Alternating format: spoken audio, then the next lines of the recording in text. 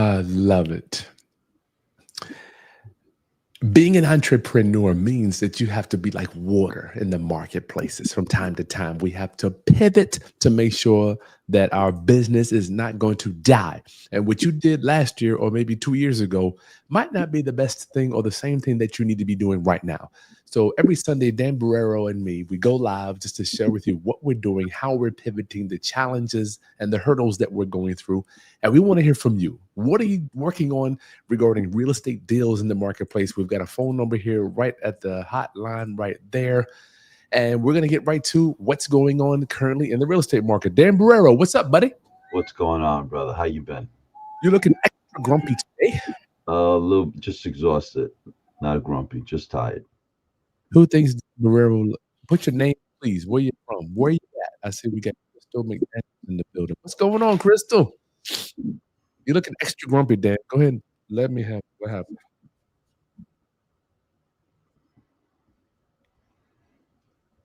Grumpy is just a pastime in my life. I don't know.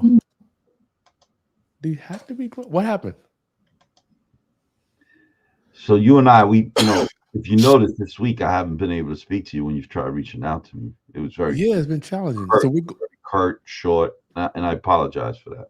So Dan and I'm trying to prepare. We're going to Louisville next week. I don't know if we'll be live next week, but we're going to Kentucky to do a property analysis on several properties for a coaching client that we have. So if you're in Louisville, we're going to have a meetup November 10th, November 9th. All right. Well, next Sunday, this Sunday, if you're in town, send us an email or send us a message on social media. We'll give you that location. We would love to meet you and hang out with you. Louisville, Kentucky. What happened, Dan? Well, first, how was your week, bro? Because it feels like a long time since we've spoken. I got to tell you, I focus on positive. I firmly believe the more negative that we put out, all it does is attract. I believe that. I'm not asking everybody to believe that. But as I am pivoting to this medical support business, it is truly an eye opener to not only the amount of money that you can make, but the people's lives that you are affecting. Let me give you an example. So, we're going to be moving in a mental support person into our property where we live. And then I've already converted 3 of my rentals over to that. And the amount of cash flow that can come in, you're talking about anywhere from $5,000 to $15,000 for one rental property. And so the reason I wanted to talk to you guys about pivoting is because I want to be transparent. I am a flipper. I'm flipping. I have 5 renovations and 3 renovations, 2 new constructions going on right now. But as Dan always says, master real estate investors have multiple exit strategies and we have multiple ways to make money. So I am telling y'all straight up, I'm pivoting to the medical support business. I've never seen this amount of cash flow on a rental property in my life. So that's what and then it's coming together nicely, brother. And I commend you for that, bro. It's recognizing the opportunity, then actually taking the action to pivot. But most importantly is getting over the fear factor, right? Because every time we're pivoting, there is a fear factor involved. It's nervous. And I was nervous. People, when you think about medical support, you think about some crazy person in your house beating their head up against the wall and screaming and hooping and hollering, right? What I have done, I'm telling y'all what I'm doing. I have visited, I am hanging out at other people's properties, having dinner with them, going on outings with them to see how it is. And my conclusion is doing medical support is nothing more than having another child. Nothing more than having other children around. You got to make sure they're clean, make sure they brush their teeth, make sure they take the meds if they have any, make sure that they dress properly, make sure they have some snacks if they want it. And when I look around, Dan, I look at the people that are failing in this business. And what I notice is they try to make this business how they want it. They try to make real estate. Dan, we coach, we consult these people. And when Dan and I get off the phone with them, every time I'm like, why are they doing it? Why are they doing this? Why are they doing this? Not every time, but a lot of times. It's a lot of times it doesn't fit their personality. So I think we have we're 22 people on here. Guys, we do this every single Sunday night. Chris has been I've been a real estate investor since 1989. Chris has been doing this since 2004. So if you have any real estate questions, entrepreneurial questions, feel free to just call in directly 757-204-1332 because Call we on are in. here to serve you. That's right. So, I love coming out and sharing um, the week's events, right? What we've experienced as real estate investors. What's Um, causing Dan to be really grumpy tonight is what we want to know. It's the yeah. $1,000,000 question. So I was explaining to Chris this week. Well, first I was away. I was away for a week. So when people like Chris and I go away, we got to work. Literally, we work twice as hard before we leave, It's hard going away. and then we work 4 times as hard when we come back trying to catch up. Because at the end of the day, and I'm not putting down corporate workers or government workers, everything falls on our shoulders. If you have a corporate job or government job, Stops. you're out 2 weeks. It is what it is. When you come back, you still got a job. You're still going to make the same amount of money, Which is cool. which That's is actually fine. cool. But Chris and I, if we don't get the work done, we don't make money. No. We don't get paid for vacation days. So when I go on vacation, it costs me double because I'm not working. And while I'm not working, I'm not making money. Am I wrong, Chris? And things still moving. People still need to get paid. Things are still breaking. Rent is still due. People might not pay. All these things are on. I think that's why people burn out, Dan. They really get burned out. Oh, and this week is one of those weeks that sometimes, I've said to my Why am I my daughter today said to me, that maybe, are you starting to think about retiring now? Because she knows the week I had because her mom was telling her. So, I had 2 things that happened this week. I'd love to share with you with the audience. So I had a tenant that called me on Friday, a commercial tenant. And with commercial tenants, is they're triple net leases. So anything that goes wrong within the 4 walls of that property, they have to repair. But if it's a cause by my actions or my property above or below, I have to fix the cause of that problem, and they're responsible to fix the damage as a result of that problem. But so I had a tenant that called me up on a mixed use property. And mixed use, for those that don't know what it is where you have rentals on top and commercial space on the ground floor. And you usually find that in city environments or like on Main Street of a small town. So I turn around and I said to her, well, if you like, I could have the plumber there tomorrow morning, because she had called me late at night. She says, well, it was a laundromat. And she says, it's Saturdays and Sundays are my busy days, because I had also said plumber will come on Sunday. And she said, no, Saturday and Sundays are my busy days. So I said to her, well, what about Monday? She says, well, it's really not that bad. And Monday's a big drop off day for me. So I said to her, okay, why don't you tell me when you want me to come? It's I not. like that. I like that.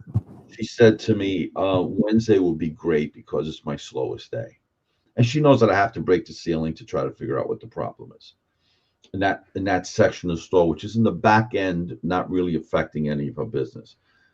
So I said, sure, I'll be there Wednesday. So I call the plumber. Plumber says I could be there at 1 o'clock. I says, great.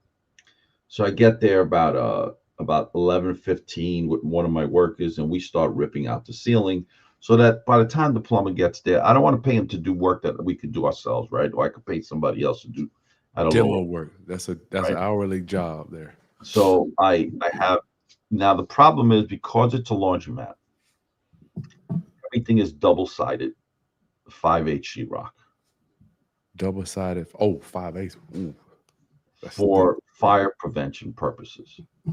Mm. When I say double-sided, so the first layer you see is double-sided. It's 2 sheets of sheetrock. On the other side of that 2x4, 2 more sheets of 5/8 sheetrock. Now, when I open up the ceiling, I realize That's thick. there's a 3-foot circular diameter, a 3-foot vent pipe, 3 feet wide, and that's for the dryer vents that is pushing hot air out. So in order for me to get to these pipes, I now got to break the wall that's next to it. There's another layer above it, and I got to go 16 feet above the drop ceiling. I got to go rather 3 additional feet past the drop ceiling above, which is a total of 16 feet. 1 second, Dan. Caller. Dan, let's take a quick call. We'll picture it right there. Caller, state your name and where you're calling from, my friend. This is Daryl calling from Louis again. Daryl from St. Louis. Let me get you here, Daryl. What's going on, Daryl? Louis. St. Louis on the line. 1 second. Share screen. Entire screen. Daryl, what you got going on, brother? Yeah. I'm working hard, trying to learn about the real estate industry, and I wanted to tell Dan he was right. He told me about 3 months ago I had a dog and I had to get rid of it because it costing me a bunch of money, and it was, and I got it sold last week. Oh, you got it out of here. Yes, indeed. Good for you, brother. Good for you. Good for you. Yes, as I'm learning, there's a lot of stuff to learn about real estate, and I'm definitely going to sign up for you guys' course, how to train your tenant, because I got taught a whole lot during this experience by my tenants. So I'm going to make sure it doesn't happen again. You know, sure you it's unfortunate, but most of the people that have been attending this class are people that got, excuse my language, their asses handed to them by tenants. Including us.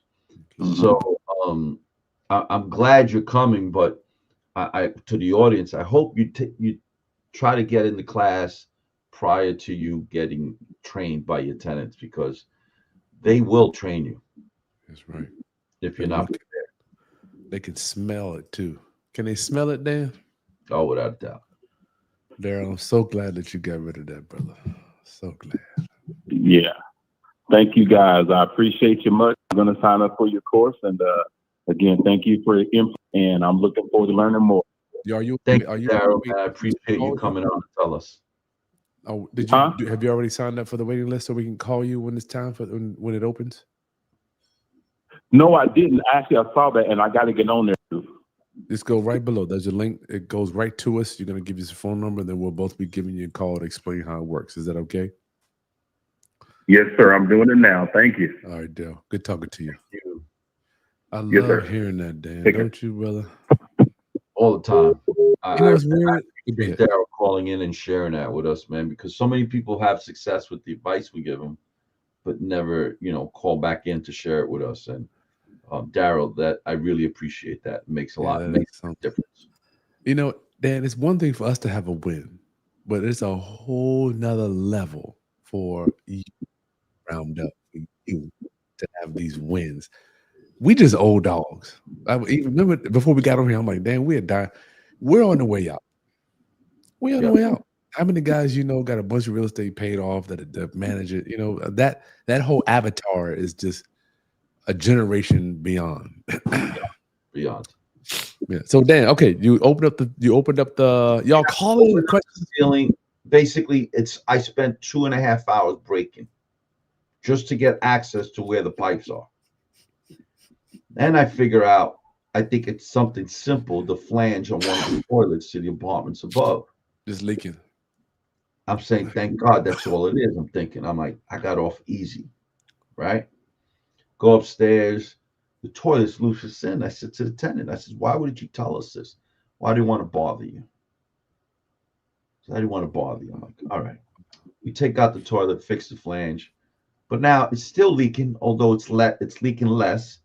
So now we figure out there's another crack on the lead fitting that comes into a no hub, which is a steel Y fitting that leads to the main stack of the building coming from the other apartment. From there, it wasn't that one. It had 2 leaky toilets. It wasn't even the toilet. It's the pipe that's below the toilet on the other apartment. It cracked from what? It's old, stress. Just Right. So we said, all right, let's fix that. Now I go back, but the plumbing supply house is closed now because it's past 5 o'clock. I have to go to Home Depot and get stuff there. And I don't like buying my plumbing supply stuff there, but I didn't have a choice. Now we finally get to it. And to get to it, the plumber's crawling in like this real tight spot, gets to it, cuts out like a 4-foot pipe, puts in the new piping. It says 4-inch or 3-inch. 4-inch. Is it cast iron? Cast iron. I know that shit heavy. 10 o'clock at night, guys. Now it's 10 Tell o'clock. them how heavy that stuff is, Dan. 10 o'clock at night. Think we're done. I said to him, like, okay, the first floor, 2 apartments, everything's good with no flushing.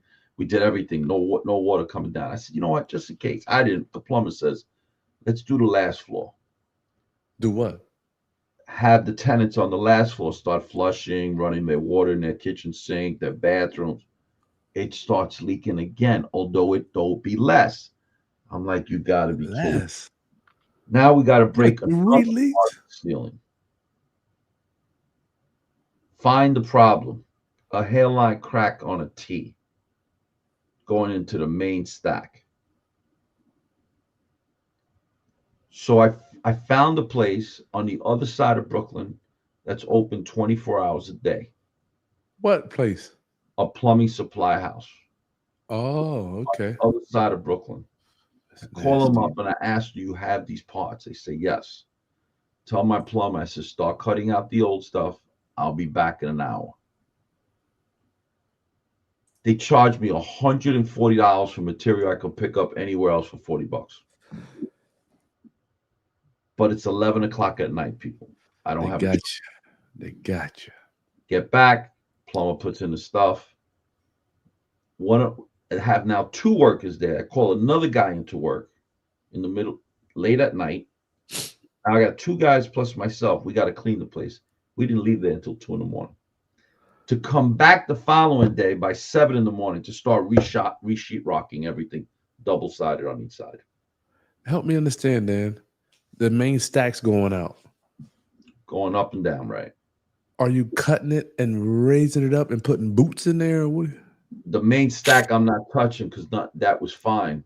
It was everything leading into the T. The T. Oh, either the T's or the Y's. Okay, so you didn't have to touch the main stack. That would have been even more disastrous. So they're coming into the stack. Are the couplings broken? The couplings are cracked? Fine. So the T is fine, but everything coming into it. So, but sometimes there's a 4-inch stack coming into it, but there might be a T for 2 apartments right before it hits the stack. So this is the stack. It's whatever's in front of this pipe going into the stack is what the problems were. It's cracking. That's ugly, man. Oh, the smell, the cleanup was horrendous. Fast forward. My worker tells me I have a tenant that said they were moving out, and I've been having problems with this tenant for about 6 years. The tenant says after I was busting their chops, calling because they weren't responding to me, and texting and emailing every hour on the hour. On Sunday, this happened Sunday. Picks up the phone. What? You're driving me crazy. What? I don't have to drive you crazy if you respond. I just want confirmation what day you're moving out. And I left you the lockbox with the lockbox number. I sent you several emails. I got no response. I left already. Wow. Keys. I didn't have time to put a lockbox on.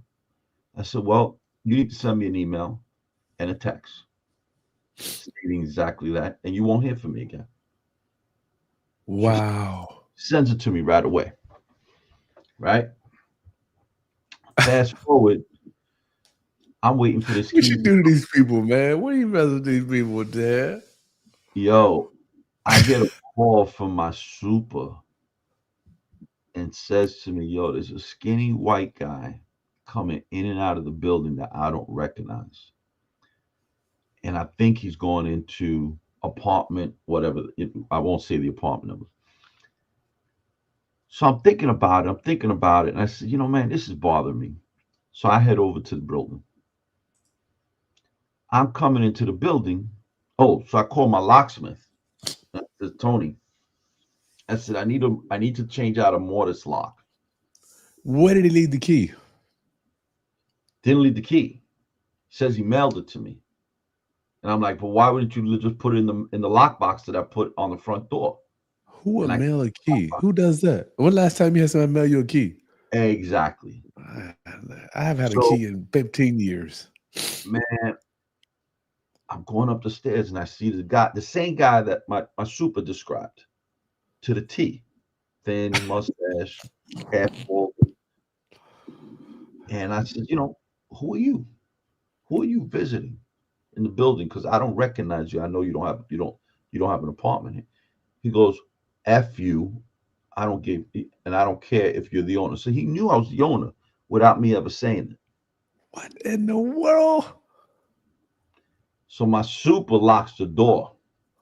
With him in there. No, he locks the door to the hallway because he's like, all right, we're going to get Brooklyn on him. Normally, back in the days, I say, okay, now you don't leave the building without a beating. But, you know, back in the days, that's the way we used to do things. I look at them, I said, yo, just let him through. At that moment, the locksmith shows up. And I tell the locksmith, man, instead of changing the lock upstairs, we're going to change the one down here first. I said, and you got to do it quick. The guy gets in his car and he's watching us, comes out of his car and says, what are you doing? Now on your building. F you. That's what I'm doing. You can't talk to me like that. I just did. F you. That's what I'm doing. F crazy. you. He asked what you doing to your property. With attitude. With attitude. Wow. Make a long story short, I tell the guy, yo, hurry up and change the one upstairs. This guy's calling cops. Cops show up just as the locksmith left. Telling me I got to let him in the apartment because he says he has permission from the tenant that left to stay there. And that there's 5 days left on the lease, or 4 days left on the before the end of the month. Wow. So I'm telling the cop, I now give the keys to the super, and I tell my super leave. I don't have the keys. Besides, he's not my tenant.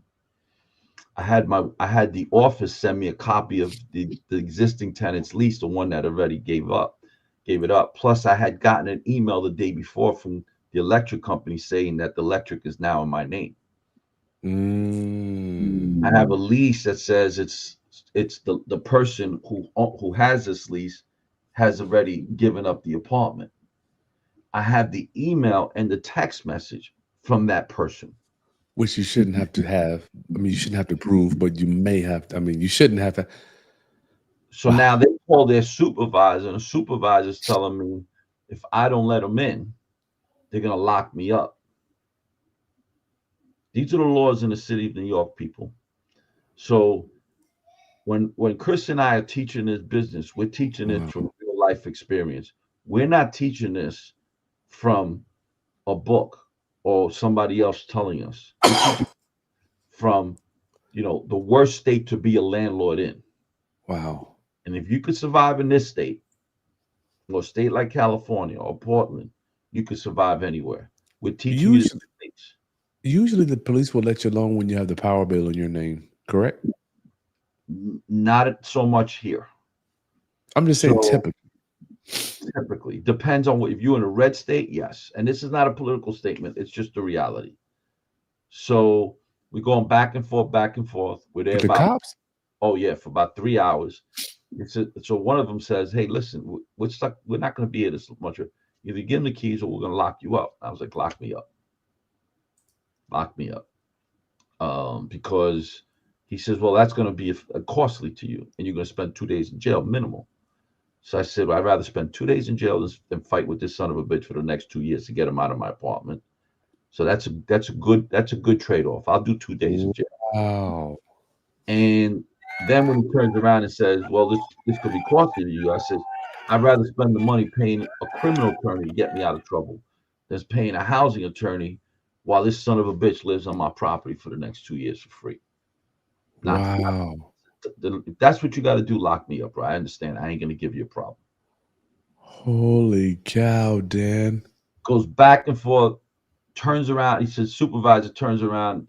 Another lieutenant shows up and says, listen, to the tenant. Oh, the other thing was, I said, let's call. I said, ask him if he knows the tenant's number, and we'll verify with the number I have on my phone. So they went over and they got the number, and it confirmed the number I have on my phone for the tenant. Now So I he call knew the guy. the actual tenant that gave up the apartment, and I know he's not going to pick up because this guy don't pick up for me. So he didn't pick up. Cop said, all right, it's done. Told the guy to go on his merry, go away. I opened up the door. The guy had a shitload of boxes in the apartment already moving in. He was ready to stay. He was ready to stay. What type of person, Dan, would be moving in there? Because for me, I can imagine all the stuff I would need to move and pack. I got a life here before I would move there. Well, I'm sure he wasn't moving from Virginia. I'm just saying, even if I moved across town or down the street, I got stuff here. I need to pack up and move there. You know what, bro? These are people that are living off the system, living off of people like you and I that work really, really, really hard to have what we have and maintain what we maintain, right? But to make matters worse, like I said, it's just one of those weeks. The following day, I was there. I had, gotten my guys there. We started. First thing I did was rip out the toilet to make sure that the apartment's inhabitable. So even if the guy figures out how to get back in legally, he legally can't live there because there's no toilet, right? Damn. So, and of course, I took the toilet and threw it in my back of my truck. I ain't leaving it anywhere in the building, right? These are the things. This is how we got to think about people. So, fast forward. Wow. Some guy backs in, side swipes my car, my brand new truck. Let's go to the next one. We got a question, Dan. Yeah. Probate court bond says looking for property managers who can step in quick for rental properties and probate any quality national companies. Property manager for quick. Yeah, I can't help you with that. Yeah, I don't know anybody either. Miss Jackson, what up? Daryl, hey, Miss Jackson. Mark Guy 3. I have a rental property and a 2-family in upstate NY. First unit is rented. The second floor unit has been listed by a realtor for 6 months. Ooh. Thinking about pivoting rent by the room, maybe with a VA. I ain't mad at that. Sounds like you need to come to the Ultimate Landlord Survival Training so we can help you get that thing filled. I promise you. Filled with the right tenants. Right tenants. All real estate issues comes from a lack of knowledge. That's all. Even for me and Dan. Dan knows what to do because he already been through it. He already been through it. Yeah, and it's funny, that tenant that I had problems with that left, the first 3 years, he was a great tenant. I've never had a bad tenant turn good, but I've had a lot of good tenants turn bad. What do you think happened to the guy, Dan? You done pissed the man off. Who knows? Man. You are a real grumpy guy. Andre, I'm in Granite Shoals, Texas. Got 2 lots paid off. Good for you. Let's stay there. Look at that, Dan. Somebody got some land paid off. Want to refinance to build one of them. It got its on hard money lenders. Hard money. I mean, you have the equity, and the more experience you have, the cheaper the rate would be. But Texas is experiencing some major property value declines in many areas of the state. So note that some hard money lenders may be taking that into consideration, which would make it more difficult. Well, if you own it free and clear. Yeah, but remember the market's dropping there. It's dropping like a rock in the water. Especially like even places like Florida. And I want to share something else with you guys. I'm so sick of hearing that rents never go down. People, rents are coming down. I don't even want to say that. Dan, hold on. Let's reframe it. Because if your rents are up 30, 40, 50%, coming down is relative. So I just want to make sure that people understand we can't look at it in a snapshot. Let's look at it over the entirety. Okay, and I look at it differently. When COVID hit, my rents came down dramatically in the city of New York. I just got back to where they were last year. Dan, I But heard yet, you raising rents a lot. but yet my taxes went up during those 5 years. My insurance went up. My cost of labor and material went up. Right. My cost of water and sewer charges went up over 40% in those same 5 years. So yeah, you could look at it like not looking at it as a snapshot, but I look at it as in its entirety over the last 5 years. He said probate court is saying you're right. Temporary turn down, rent stabilizing within 6 months. I want to show y'all something here, Chris and Dan. What's the best, most effective way to market your residential rentals? Go ahead, Dan. What's the best, most effective way to market your residential rentals? That totally depends on the property itself. The property dictates how you market that property. Condition, location. Size, location. It's true. The quality of management that it's under. The property is what dictates how you market that property. I want to show y'all this. Then before we go to this next case study, make sure go to the video description below. Guys, the Ultimate Landlord Survival Guide training is coming soon. Dan and I are showing you how to get the right tenant and the best tenant for you. Not only getting the tenant. Put up the website on the screen. Let me see if I got it here. Is that it there? No, that ain't there. What is it? Chris, Dan, what is it? Dan, Chris? Dan, Chris, Deal. Dan, Chris, Deal.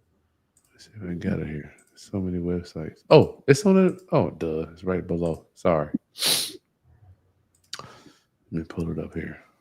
This is going to save your life. The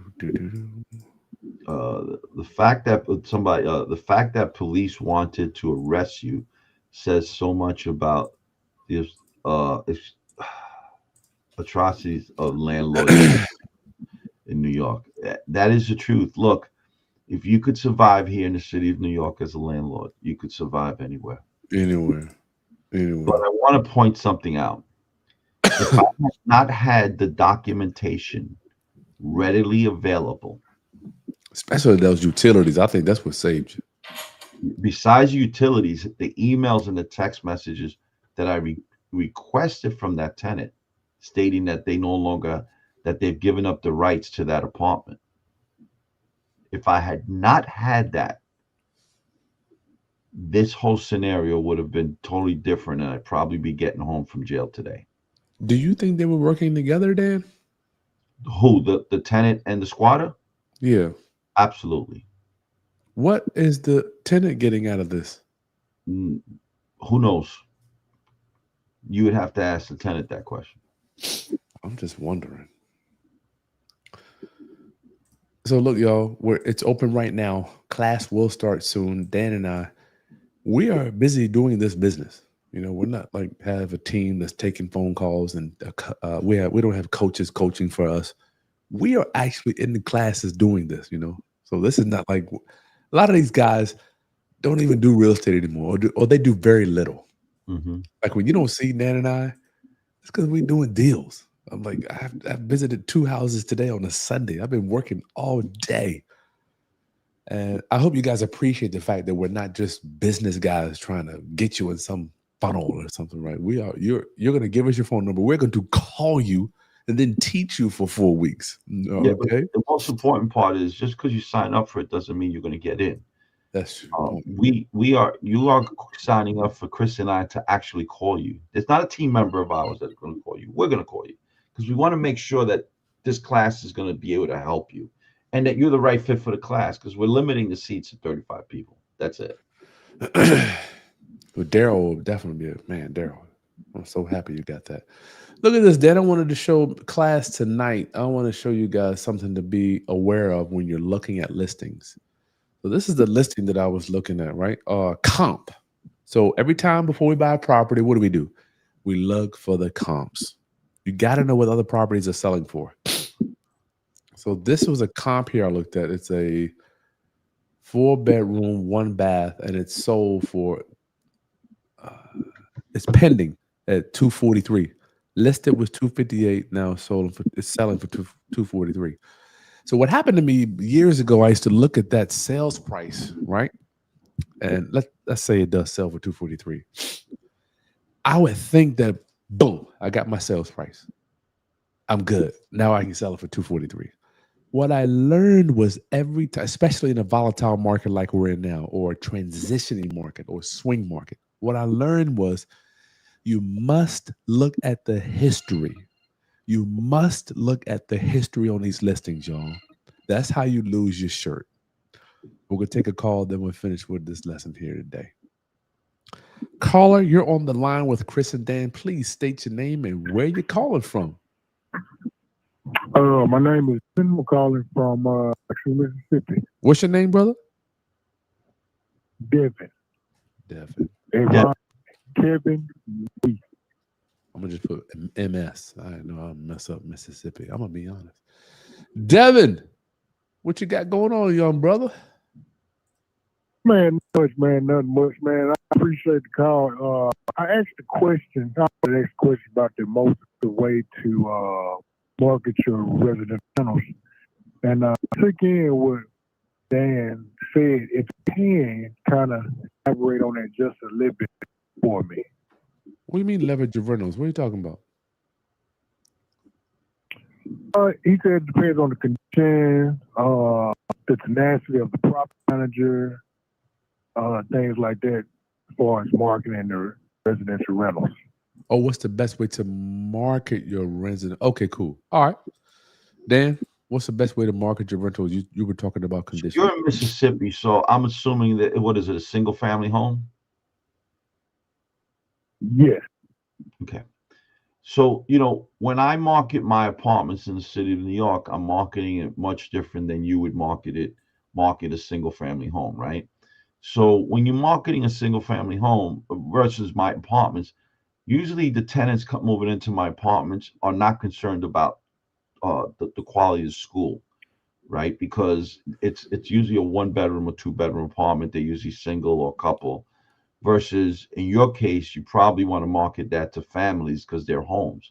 So, when you are looking for property, one of the primary criteria is, rather, when you're looking to market a property for rental, one of the primary criteria you may want to consider is how good is the school system, how close it is to the school system, what facilities do they have for kids, meaning how close is it to soccer field or where they're going to be playing football or baseball, right? Because that's important to parents, especially if both parents are working. They don't want to be traveling an hour to get to practice.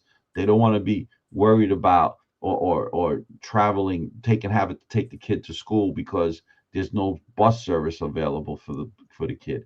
So on a single family home, you got to be more thoughtful of how to make parents' life easier while they're bringing up their kids, right? So it's a much different. That's what you're going to market in your advertising: how close it is to the bus stop, the quality of the school system, how close it is to sports facilities, right? How close is it to major shopping areas, like whether for food for the supermarket or to the mall, because parents are more concerned with that than they are how pretty the apartment may be for me, for instance. Do you see where I'm coming from? Oh yeah, I definitely, totally understand. Right. I appreciate that. Chris, you got any input? Don't forget, Devin, I am not a landlord like Dan. He's looking for tenants. I want everybody to understand we sell financing and not housing. Okay? So I'm looking for, like, Dan's trying to attract a tenant. I'm trying to attract a tenant buyer. So I'm looking for somebody that's looking for home ownership but can't go get a loan. So I'm promoting the financing. Understood. Oh, okay. I guess one another little question. Dan, do you approach everything as if you would be summoned in court when you ask questions and dealing with your and so forth and so on? He was breaking up, Chris. Did you understand what he said? Yeah, he said, "Do you approach everything like you're going to be summoned in court?" I do. I do. Every Me too. time I'm like, when I have a communication, I think, all right, boom, boom, boom. Let me give you a prime example. I sent a lease over recently. I had the wrong monthly rent on there, but all my text messages had the right rent on there, right? So I made sure that I boom, boom, boom had the rent. I even when I noticed the problem, I put on there the rent is this, and then it came up in conversation. But yes, always think all your communication, all you're doing is painting the story to where it's easy for you to go to court, brother. Gotcha. Okay. Unfortunately. Dan, you got anything? You got to assume you're going to be in court, Devin, whether the tenant is a good tenant or not. Or bad. Always assume you're going to be in court, and that will provide you the documentation you need to tell your story in court. 'Cause when you go to court, it's one thing you telling your story; it's another thing letting your documentation tell your story. That's right. Good point. Gotcha. All right, Okay. Devin. Okay. I definitely appreciate that. My brother, thanks so much for calling in. We'll talk to you soon. Okay, Devin. Peace. That's some good questions, man. That was good. Very good questions tonight. What is wrong with this stupid thing? Why can't I spend thousands of dollars on this stuff and I just cannot seem to get it to work, Dan? We got to fire you and hire a real tech. I just don't get it. Hold on, y'all. I tested it all before y'all came on here. Documentation wins every time. Hollins Bank. Yeah, he's an attorney. That's right. Attorneys know. Where were we at? Oh, okay. When you're buying houses, especially now, right? Here's your comp. 243 is what I saw. But what I used to do was just say, boom, I'm going to go sell mine for 243. But now I've learned if you go back through the history of the property, I want y'all to see this. Look at the market time on this thing, y'all. They started selling this house back in May. Active, decrease in price, 257, decrease, 254, decrease. A month later, 45 days later, they had 2 months later, they had one offer fell through. Back on the market, right? Price back on market. 2 months later, decrease. So Dan always says properties have a story. Every property has a story, y'all. And this property is telling me if I think I want to get 243, which is the sales price, I may have to let it sit for 120 plus days. Okay. You got to go. You must know the history on your comps. Dan? So what would you, in your professional opinion, what would you list your property at so it doesn't sit for 121 days? Oh yeah, I would start below this. I would start at 239 off the top. 239. I would probably start even a little lower than that, like 237.9 or something like that. Whatever it is, both of us are below the pending price here. Mm-hmm. All right, y'all. So people always say, well, the one down the street is over 250. I'm like, yeah, but how long did it take? Was it 8 months? And I want people to realize the longer you have that property, the more money it costs you. The less money you make. Same thing. Cost. So even selling at a lesser price, you can make more money. You still win. You didn't carry the cost. You didn't have to carry the property for 8 months. I love that, Dan. Dan, why can't people get that through their heads? Money today is better than money in 6 months that you waited to get to. Especially now, guys. I want you all to. I don't know if people know this.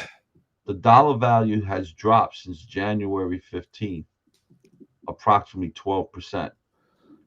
The dollar's dropped to 88 cents, and they're estimating a 1% drop every month for the next 6 months. Dan, how can we stay? When I saw Jerome Powell lower the interest rate, I just don't understand.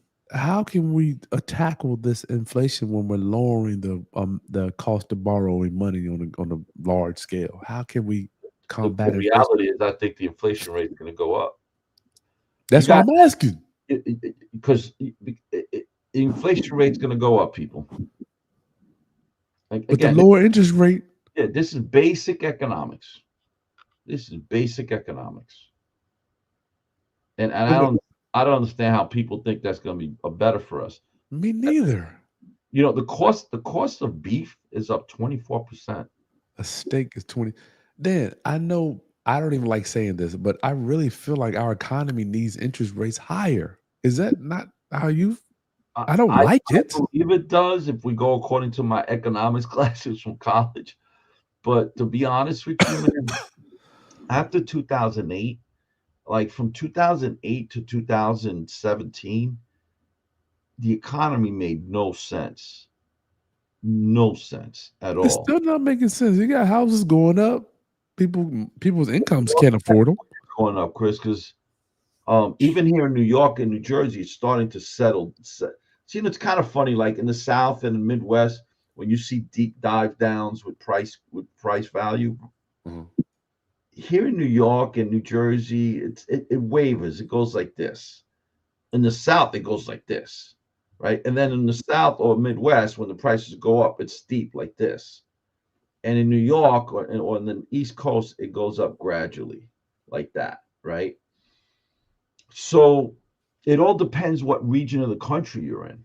But if you're in areas like the Midwest, like Kentucky, Texas, if you're in North Dakota, South Dakota, market's taking a nosedive. Nevada, holy shit, they've taken, if you bought during COVID, you're so deep in the red, it's going to take you a few years to get out. But if you intend to live there forever, Don't matter. 15 years, it doesn't matter. It doesn't even matter. It's weird how people don't understand. If you buy the house cash for rent, if you're paying $200,000 and you're gonna rent it out, it doesn't matter if the shit goes down. You get your cash flow every month. As long as the numbers make sense when you bought it. As long as it makes sense. But I want people to, people say rents don't go down. Guys, I've seen it happen twice in my career. And I'm seeing it happening right now. Yeah, I've seen it once. I'm seeing it happen again right now. It's People happening. can't afford this stuff. Rents are going down. They're not going up. It happened to me, one of my properties in Florida. I had to rent this one unit out for $300 less than what I was getting from the previous tenant. Wow. That's deep, brother. Live, love, laugh has a good point. The national debt. Nobody's talking about it. That's a good point. Usually, it's always been when the national deficit is going through, we go through an economic crisis. It's never failed. One of the reasons why during the Clinton administration we were having such a boom economy was because it was the first time in decades that we had a balanced budget. Mm-hmm. We are nowhere remotely close to that. Mm-hmm. We had Doge supposedly cut costs for the government. We were all supposed to get, there were rumors of saying we were all going to get $5,000 each. We didn't get that. Right? We all were told that the tariffs were going to eliminate the deficit, and instead it's gone up. That didn't do nothing. Right? Let's think about it, people. The truth is, we have the highest car repossessions since 2008. It's high, is that? We have since 2008. We have the highest personal credit delinquency rate since 2009, from what I've read a couple of articles. Right? What is consumer debt? That's like student loans, car loans, credit card debt. Right? The signs are all there. Yeah. So if you were a wise investor the way Chris and I have been, and only because the markets taught us to be, you're good because you bought at the right price. But if you bought expecting that rent was going to continue to go up, you may have problems, right? So you need to start preparing for that. And what are you going to do to prepare? You got to pivot and adjust and maybe cut down some expenses, even including in your own personal lifestyle. I am a master at living below my means, dog. That's one thing I have. You too, Dan. Yo, people just go out. Andre says, I got a platform of affordable housing in place to put the house rooms up for rent. Good for you. And generate income after refinancing after the house is built. Would Love that it. help? As Yeah. long as you get that solid platform. Yeah. I'm not mad at that. We got a few more minutes and we let Dan go to bed. Y'all, one more call. Anybody want to take a quick call? 757-204-1332. Go to Dan Chris deal below. Cash Links. flow 3049 says no crystal ball. Some areas are still selling like hotcakes. Oh, yeah. I'm in one of them. There's parts in New Jersey that's still selling like crazy. Caller, you're on the line with Dan and Chris. Please state your name and where you're calling from.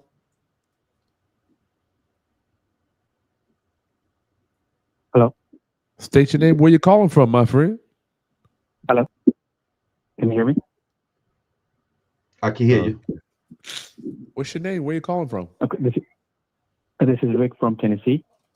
So the question that I have is, one would be, are you the class that you are about to have, is it somebody for newbie or is it somebody who has This like class, already anyone, whether they be newbies or not. Either you're getting ready to buy rental property or you own rental property already. Those are the only two people we're dealing with. If you ain't thinking about having cash flow and property, there's no reason for we can't help you. If you think in the near future, if you think in the near future you'll buy a piece of real estate. Rich, let me explain to you about this class. This class, and we did the last class we had 48 people on, and we realized that was too many people. The workbook alone, there's going to be two workbooks. This is one of the workbooks here, right? This workbook here alone is 138 pages. Okay. Chris's workbook is about another 80 pages. This class is going to be 2 nights a week, 2.5 hours a night to 3 hours. And it's going to go on for 4 weeks. This is going to be a real estate 4.0. And the reason we want to interview you before we allow you to be in the classes, we want to make sure that you truly are ready for the intensity. And two, we want to make sure that you are ready to deploy the techniques that we're going to be teaching. And three, we want to make sure that you're in a position to actually use what we're going to be teaching you. So because we're only going to allow 35 people on there, so we want to make sure that the seats are being used by people that are actually going to deploy and put it to use. Okay, got it. And then, so you'll be teaching for marketing till the end, and then how to manage it. Correct. We're going to be teaching properties to end. We're going to be teaching you, one, what determines how to market that. Two, we want to make sure that you understand where to market it. And then three, we also want to make sure you understand how to attract the best quality tenants, how to identify those best quality tenants, and then how to manage those tenants, as well as manage the property so that you could lower your CapEx costs, you could increase your cash flow, you could increase rather decrease your tenant turnover rate, simultaneously increasing your tenant satisfaction rate. Got it. Okay. Okay. And then I'm just looking at the YouTube. Which link do you want me to sign up with? One it says the landlord survival guide, and the other one is make an appointment. Just do the landlord Dan survival guide. It'll bring you to the same one. Dan, or do the dankrisdeal.com. Got it. Okay. There are two links below. Sign up right now. People need consultations right now. That's just a consultation link, Rich. But the other one is a sign up for the class. Sign up at dankrisdeal.com. Yeah. Thanks, Rich. Okay. Okay, brother. Peace. Dan, this is good stuff. Dan, before I let you go, I got a million questions. We're gonna be in Tennessee. No, we're not. Where are we gonna be? Where are we going, Dan? Okay. Let's get it right. We're gonna be in Kentucky. We're gonna be in Louisville next Sunday. If you're anywhere close by, or you're gonna come down, hang out with us, we're having a meetup. There's another investor that's putting it all together. It's going to be food. It's going to be in a hotel. We're going to be training people on a lot of this stuff, raising money. I'm going to be covering that. Dan's going to be dealing with tenant management and tenant screening. If you do not, this is the time. This is the time where if you're not trained, look at that shit, how Dan handled that squatter. That is nothing but experience. Anybody else would have folded. I would have folded. I'm like, they're gonna arrest me. Shit, I don't go to jail. But the You 2 know nights what, in man? jail, I remember saying to myself when I was waiting around and waiting for them to see how they were going to react, and while they were discussing what they were going to do, I was just saying to myself, I'm too old for this shit to be going to jail for 2 days. Man. I was saying, I don't want to do it, man. Guys, I've been locked up before for bullshit with tenants back in the days, man. And I'd be like, you come home and you smell, you're hungry, and you're exhausted because you don't sleep in there. And the smell stays. You got to throw out your clothes before you walk in the door. what's weird, I think it's a mental thing because you get home and you're like, all I'm trying to do is feed my family. I mean, what did I do wrong? I'm just trying to feed my family. Yeah, you know, I responded like if I was a young guy again. And while I was standing there waiting, I was like, damn, Dan, you're not a young dude no more. We putting up shit, you know. I'm 62 years old, guys. Not that I'm an old guy at that age, but I don't have the stamina that I used to have. Put up with it, right? Pretty much. Holland's mental stamina. It's because a lot of it is mental. That's right. It's all mental. A lot of it's mental. Hollins is on the waiting list, Dan. He's an attorney going to be hanging out with us. I was during that whole time. I want everyone to understand. Why did I give the keys to my super and tell my super to leave? Because I don't have the keys to let them in now. Good for you. Right? And I'm not lying when I tell the cop I don't have the keys. That's a serious play right there. It's all about experience, people. But the thing is with this class, you don't need my experience. You're gonna get it. You're gonna know how to react. You're gonna get copies of my lease. You're gonna get copies of all the letters that I use to communicate with my tenants. So you know when my tenants are in violation of lease, I send them a letter. And I love that lease. Right? That notice of lease violation is a monster. You know, when I'm going to increase rents, you're going to get that format how I increase my rents.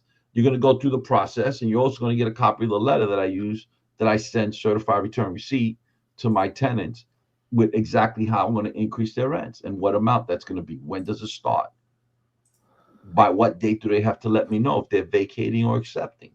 I love it. You're going to get all this. You're going to have everything that you need. You could have said, I was just paying when they were going to put you in the ride. I was just playing. Shit. All right. Listen, guys, we will look forward to seeing you next Sunday in Louisville. I was sending out an email for people to give you a location and you can get a ticket. Love to network. There's power, as Tony Robbins says, there's power in proximity. Dan and I rubbing elbows. Dan and I have seen a lot of each other this year. And Dan, I tell you, man, I can't wait till one day you're going to just be a lender around the country. All this stuff is pulling you to do it. After the week that I had this week, I would say I can't wait until I don't have to ever talk to another anything with real estate. But then after I relax for 2 or 3 days, I'm like, yeah, I can't do that. But I'm saying if you was lending money, huh? I love this business. I could never leave this business. Well, so for instance, if you're just loaning money to deals, you're not in the front. You're just in the back, and you're helping other people do deals. Yeah, but I still enjoy the day-to-day stuff of the back end. Okay, all right. Listen, y'all, we're gonna get this conversation, man. It's like I want everyone to know not everyone is made for this business. And the same way Chris and I made for other businesses, you know, like, you know, I could never go into the restaurant business. There's businesses that we are not, that fall within our realm, that fits our personalities and our risk tolerances. So, you know, and one of the best things is that we have to do is recognize our deficiencies, what we're strong at and what we're weak at, and then bring in those people And your strength. to teach us what we're weak at, how to get stronger, or even just hire them sometimes to do what we're weak at. James and Dana, we're The gonna be. Hollins, what up? You guys were asking about if you could come down Sunday. Reach out to Chris and I, if you don't mind, so we can set you up. You get a VIP ticket. When you're gonna meet some other bunch of people. There's a whole nother investor group that we're going to be presenting at while we're there. We're going to be in Louisville for 3 days. Yeah. Okay. We'll see you guys in 2 weeks. Much love to you. If you need help, get a consultation, or if you're a landlord, you want to learn how to manage your tenants more effectively, increase cash flow, decrease tenant turnover, get signed up, dankrisdeal.com. See you soon. Peace. Good night.